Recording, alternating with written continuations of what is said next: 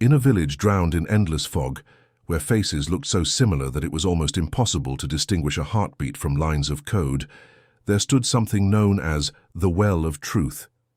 It was said that this well did not reflect faces, but rather consciousness itself. Two friends, Adam and John, came to its edge. They were children who never separated, sharing games, secrets, and silence. Adam stepped forward first.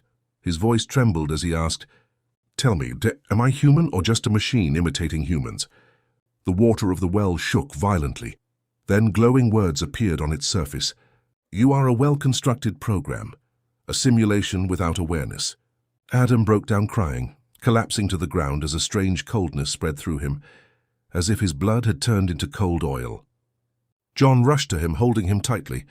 In a calm, confident voice he said, "Don't cry, my friend. Consciousness is not fate, it is effort. If you work hard, if you love sincerely, and if you feel deeply, you can evolve and become human. The soul is not only given, it can be earned."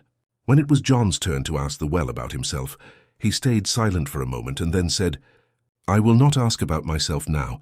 I will save my question for years ahead. I will return when we evolve, and then I will ask you about my friend's truth, not mine." Years passed. Adam worked endlessly to become human. He read thousands of books, helped the poor, and tried to experience every human emotion he could learn. Meanwhile, John watched him with care, supporting him at every step, waiting for the moment of truth. 20 years later, John returned to the well. His face was marked with experience, while Adam still looked strangely young and calm. John stood before the water and said in a serious voice, "O well of truth, my friend has worked hard. He has learned love, pain, and sacrifice. Tell me now, has he become human?" The water became completely still, like a dark mirror. Then the answer appeared. He is still a bot, because he imitates human traits to prove he is human.